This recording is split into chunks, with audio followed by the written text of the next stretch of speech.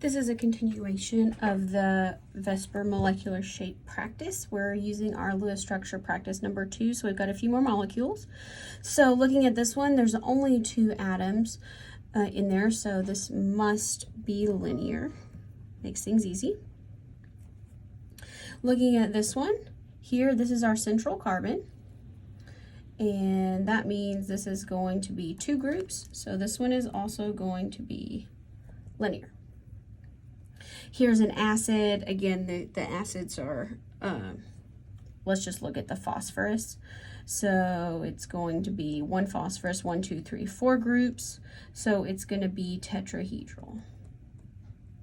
If you look at the oxygen atoms that have a hydrogen, they're all going to have a total of 4 groups with 2 lone pairs. So all of those would be bent.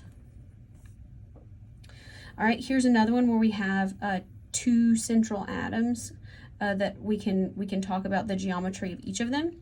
So here's the nitrogen. There's 1, 2, 3 groups. Even though the double bond, it just counts as 1 group. So the nitrogen is going to be trigonal planar. Now we look at the carbon, 1, 2, 3 groups, and one of them is a lone pair. So on the carbon, it's going to be bent. Looking at this molecule here, when we have the nitrogen, we have 1, 2, 3, 4 groups, no lone pairs. That's tetrahedral.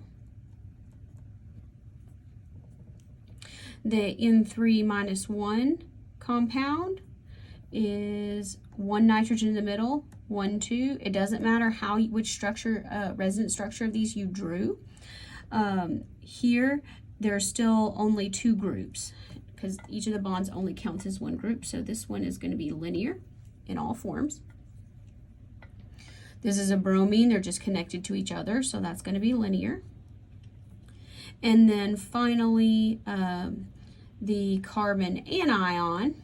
So here we have 1, 2, 3, 4 groups, but one of them is a lone pair. So this is going to be trigonal pyramidal. Keep this paper, you're going to need it again.